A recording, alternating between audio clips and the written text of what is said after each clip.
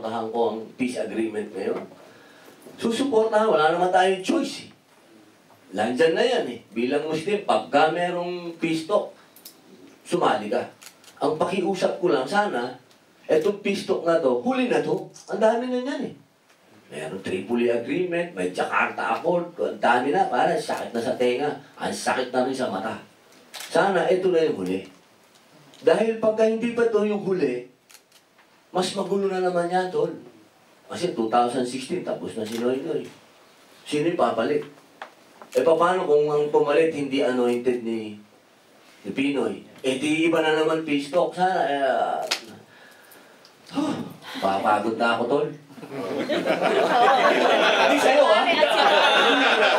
Ano, hindi sa'yo, ha? Napapagod ako sa peace talk.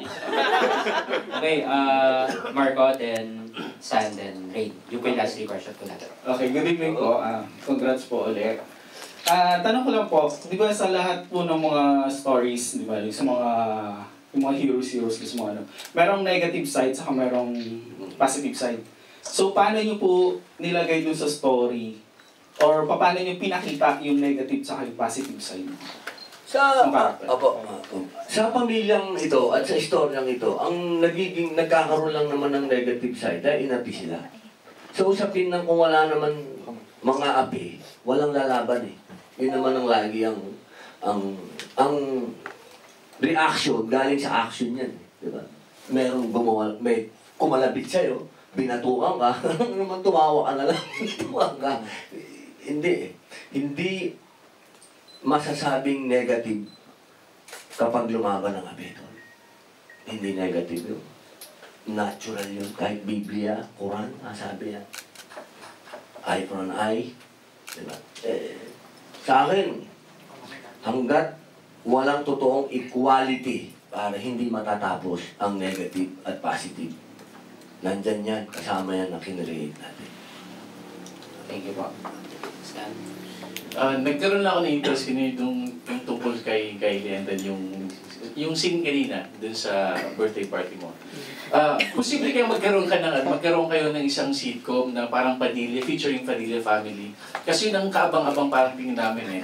Wala pang gumagawa sa movie industry, sa Philippines.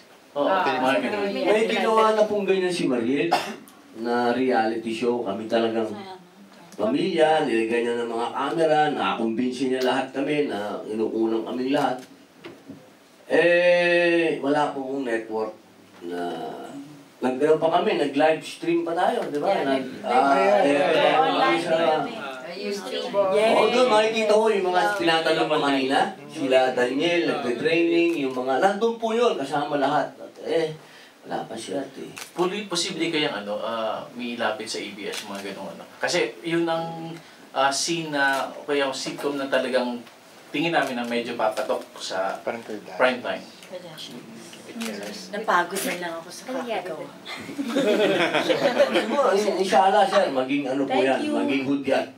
At isang malaking din sa amin yun, na-reward. Ako nga, natuwa ako na binanggit mo yan. Dahil yes, thanks. Maraming salamat. At Dave, sabihin tama yung ginagawa mo. Tama talaga. Dati ko pang alam eh.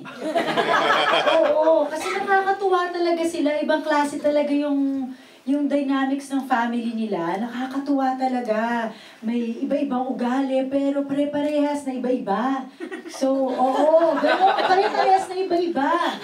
So, nung unang pasok ko talaga, medyo gulat din ako. And feeling ko yung mga tayo, from another point of view, magugustuhan natin. So, kaya lang wala naman kayong power, wala naman kaming network. Push diba? natin. Push natin yan. Dahil binanggit mo, sir, maraming salamat. You're hired. So, kung siya na ang bahala sa ating worldwide, may sitcom na tayo.